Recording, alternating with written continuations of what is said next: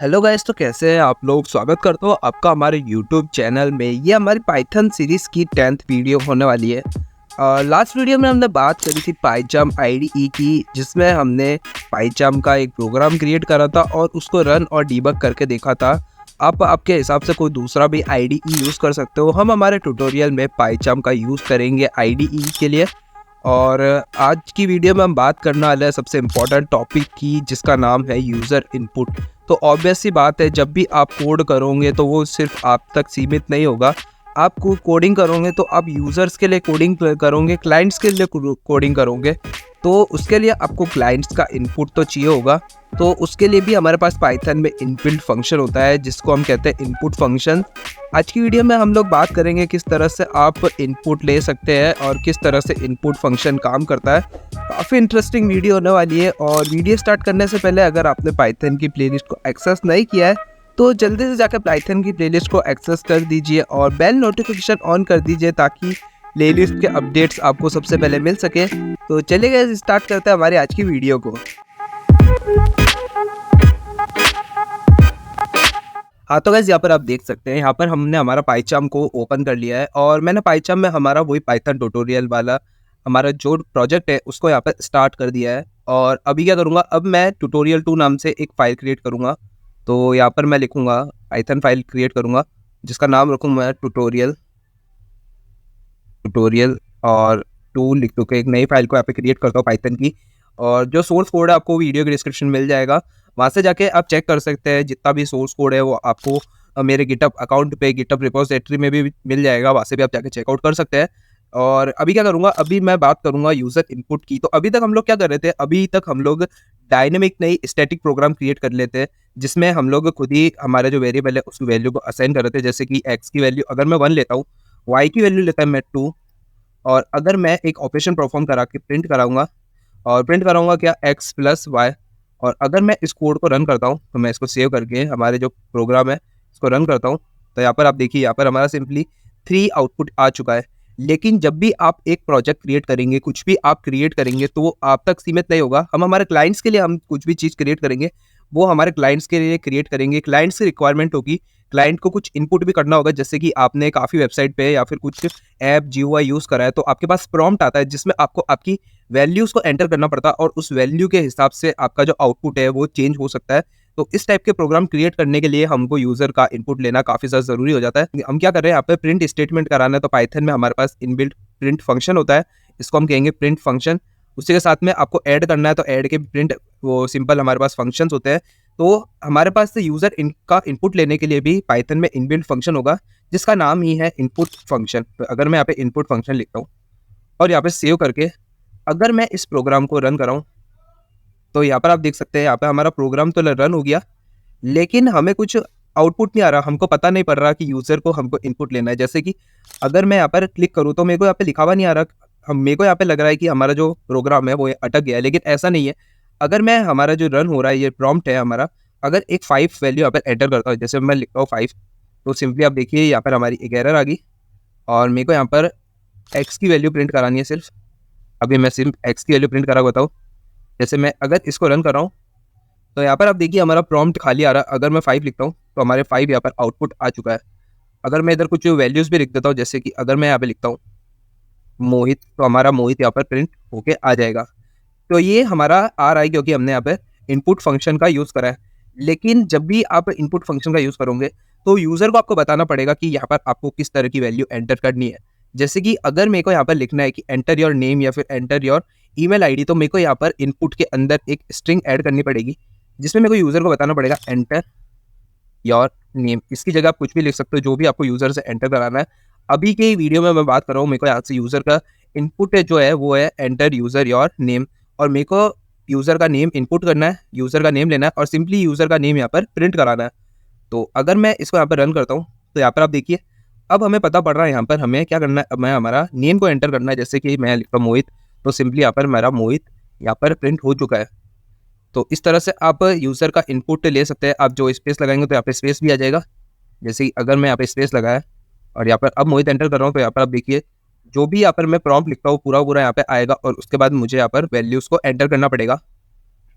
अगर मैं यहाँ पर एक सिंपल बेसिक सा प्रोग्राम क्रिएट करता हूँ। जैसे कि मैं इसको अभी के लिए कमेंट आउट कर देता हूँ और मैं एक ए की वैल्यू लिखता हूँ, जिसमें मेरे को इनपुट लेना है यूज़र से एक नंबर, एंटर नंबर 1।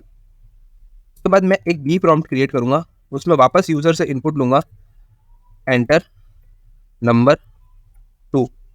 और अगर मैं ए प्लस बी ऑपरेशन परफॉर्म करता हूँ, इधर मैं लिखूँगा ए प्लस बी। और अगर मैं अब इस प्रोग्राम को रन करके बताऊँ तो यहाँ पर लिखा हुआ आ रहा है एंटर नंबर 1। अगर फर्स्ट वाला नंबर हमारा 5, सेकंड वाला नंबर हमारा 8। लेकिन अगर मैं इसको प्रिंट करा के बताऊँ तो यहाँ पर आप देखिए 5 + 8 होता है 13। लेकिन यहाँ पर क्या हुआ, यहाँ पर हमारा आउटपुट आ रहा है 58। ऐसा हमारा क्यों हो रहा है?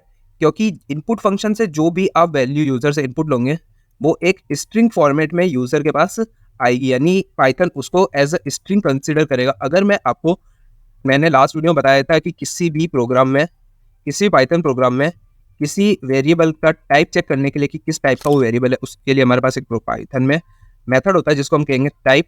इससे हम किसी भी हमारा जो वेरिएबल है उसका टाइप चेक कर सकते हैं। जैसे कि मैं टाइप चेक करूँगा ए और टाइप चेक करूँगा बी का। और अगर मैं ए और बी का टाइप चेक करके इस प्रोग्राम को रन करके बताऊँ तो आप देखिए मैं यहाँ पर 8 एंटर कर रहा हूँ। 8 हमारा as a string Python optimize कर रहा है, यानी एज ए स्ट्रिंग उसको कंसिडर कर रहा है। और अगर मैं नंबर 2 डाल रहा हूँ 4, तो 4 भी हमारा Python string as a string consider कर रहा है। आप देख सकते हैं यहाँ पर क्लास स्ट्रिंग और क्लास स्ट्रिंग आ रहा है। और अगर आप 2 स्ट्रिंग को ऐड करेंगे तो 2 स्ट्रिंग का ऐड से क्या होगा, स्ट्रिंग कॉन्केटिनेट हो जाएगी। मैंने लास्ट वीडियो में बताया था स्ट्रिंग कॉन्केटिनेशन क्या होता है। स्ट्रिंग कॉन्केटिनेशन से क्या होगा, जो 2 स्ट्रिंग को आप ऐड कर दोगे तो सिंपली 2 स्ट्रिंग को ज्वाइन हो जाएगी। इसको हम कहेंगे स्ट्रिंग कॉन्केटिनेशन। तो किसी भी अगर आपको यूज़र से इनपुट लेना है एक नंबर, तो आपको करना पड़ेगा, आपको एक सी नाम का वेरिएबल क्रिएट करना पड़ेगा और उधर आपको यहाँ पर उसका टाइप चेंज करना पड़ेगा। जैसे कि मैं ए को एक इंट टाइप में कन्वर्ट करना चाहता हूँ और उसकी वैल्यू सी में स्टोर करा दी। उसके बाद एक डी वेरिएबल असाइन किया और जो हमारे बी वेरिएबल है उसको मैंने इंट में कन्वर्ट करके उसको एक डी में स्टोर करा दिया। और अगर मैं यहाँ पर लिखता हूँ सी प्लस डी, और अगर अब मैं इस प्रोग्राम को रन करूँ और 8 + 5 सिंपल हमारा रन करूँ तो आप देखिए 8 + 5 हमारा होता है 13 हमारे पास आउटपुट आ चुका है। इसी के साथ में अगर मैं यहाँ पर आपको प्रिंट करके बताऊँ टाइप सी का, और अगर मैं इसी के साथ में प्रिंट करके बताऊँ टाइप डी का भी टाइप अगर प्रिंट करके बताऊँ, तो अब हमारा सी और डी का टाइप इंटीजर हमें बताएगा। जैसे कि अगर मैं लिखता हूँ 5 + 6, तो यहाँ पर आप देखिए क्लास इंट और 5 + 6 का एडिशन हमारा यहाँ पे आ चुका है 11। तो इस तरह से आप किसी भी स्ट्रिंग को इंटीजर में चेंज कर सकते हो। लेकिन कंडीशन ये है कि जब भी आप एक स्ट्रिंग को इंटीजर में चेंज करो तो वो एक नंबर होना चाहिए। जैसे कि अगर मैं फर्स्ट नंबर डालता हूँ मोहित, तो यहाँ पर आप हमारी एक एरर आ चुकी है, जिसमें एरर है value error invalid literal for integer with base 10। तो आपने यहाँ पर हमने ऑपरेशन परफॉर्म किया था कि हमने एक वेरिएबल क्रिएट किया सी, उसमें हमने ए को इंट में कन्वर्ट करना है, क्योंकि इंट में कन्वर्ट करने के लिए आपका जो नंबर हो वो एक डेसिमल नंबर नहीं होना चाहिए, वो एक बेस 10 का नंबर होना चाहिए, यानी एक वो इंटीजर होना चाहिए। जैसे कि 8, 8.5 इस टाइप का कोई नंबर होना चाहिए। लेकिन क्योंकि ये एक कैरेक्टर है तो यहाँ पर हमारी वैल्यू एरर आपकी आ जाएगी। अगर एक पाइथन के प्रोग्रामर है तो आपको इस बात का ध्यान रखना है कि आपका एक्स्ट्रा लाइन्स का कोड जनरेट नहीं होना चाहिए। जैसे कि यहाँ पर आप देख सकते हैं, यहाँ पर हमारा काफ़ी ज़्यादा एक्स्ट्रा लाइन का कोड क्रिएट हो रहा है, जिसमें हमने 2 एक्स्ट्रा वेरिएबल्स को क्रिएट करा सी और डी। हमें इन वेरिएबल्स के बिना भी हम इस प्रोग्राम को लिख सकते हैं। जैसे कि अगर हमने जो सी और डी वेरिएबल्स को क्रिएट करा था उसको मैं कर दूंगा कमेंट। इसी के साथ में अगर मैं ए की वैल्यू के आगे सिंपली इनपुट के आगे एक इंट लगा देता हूँ और पूरा हमारा जो इनपुट टैग है इस पूरे को इंट के अंदर लिख देता हूँ, तो अब जो ये हमारा इनपुट है वो इनपुट एक नंबर लेगा और उसको नंबर में कन्वर्ट करके सिंपली हमारा जो ए वेरिएबल है उसमें स्टोर हो जाएगा। उसी के साथ में मैं वापस से हमारा जो बी वेरिएबल क्रिएट करा है उसको वापस ऐसा कर देता हूँ। बी वेरिएबल में सबसे पहले हमारा एक स्ट्रिंग इनपुट होगी बेस 10 वाली, और उसको वापस हम एक इंटीजर में कन्वर्ट करके बी में स्टोर करा देंगे। और अगर मैं अब लिखता हूँ a + b, अब आप देखिए अब हमने यहाँ पे सी और डी का बिना यूज़ करे हमने हमारा एडिशन को परफॉर्म करके बताऊंगा। जैसे कि अगर हम लिख रहे 8 + 9 इस बार करता हूँ, तो यहाँ पर हमारा 8 + 9 17 सक्सेसफुली हमारा यहाँ पे आ चुका है। तो इस तरह से आप यूज़र्स का इनपुट ले सकते हैं और इंट से आप किसी भी कैरेक्टर नंबर को अगर वो स्ट्रिंग में है तो इंटीजर में आप कन्वर्ट कर सकते हैं इंट का यूज़ करके।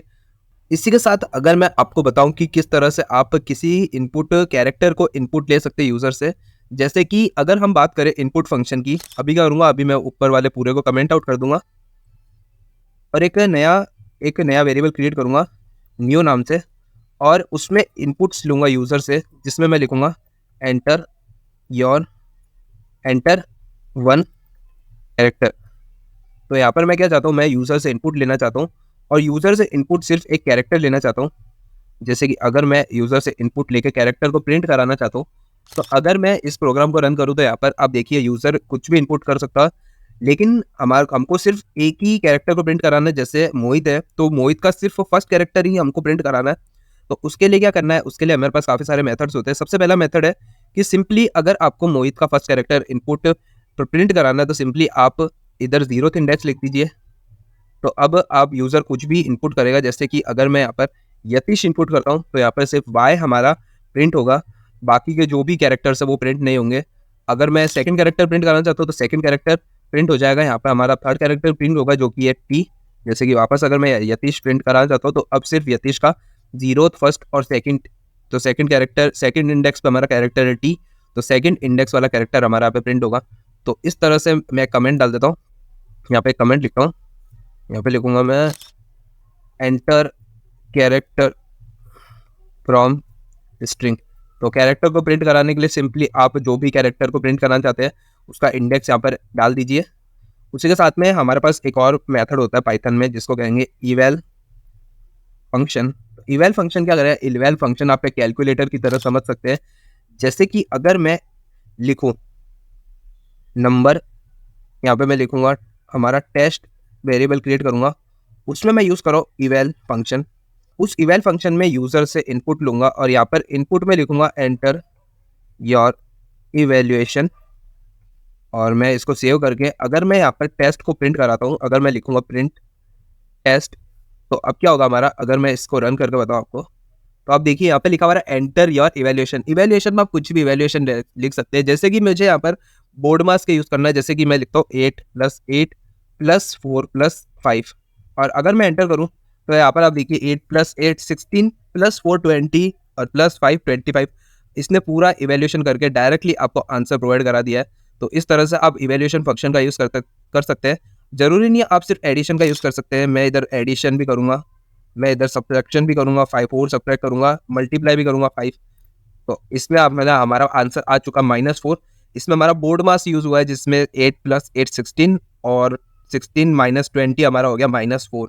तो इस तरह से आप इवैल्यूएशन फंक्शन का यूज़ कर सकते हैं।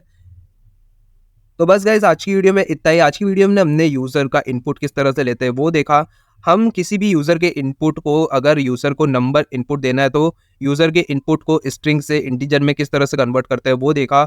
हमने देखा कि किस तरह से किसी स्ट्रिंग के कैरेक्टर को प्रिंट कराना है यूज़र से, और हमने देखा इवैल्यूएशन फंक्शन के बारे में जिसमें कैलकुलेटर किस तरह से काम करता है। तो वीडियो कैसी लगी आप नीचे कमेंट करके बता सकते हैं। अगर आपको इस वीडियो से रिलेटेड कोई भी इशू आ रहा है तो भी आप नीचे कमेंट करके हमें बता सकते हैं। वीडियो के एंड में आपको एक क्वेश्चन भी मिलेगा जिसका आंसर आप नीचे कमेंट करके बता सकते हैं, और मैं उसको लाइक भी करूंगा ताकि मुझे पता चले कि आप कितना इस वीडियो के, इस ट्यूटोरियल के साथ इंटरेक्ट कर पा रहे हैं।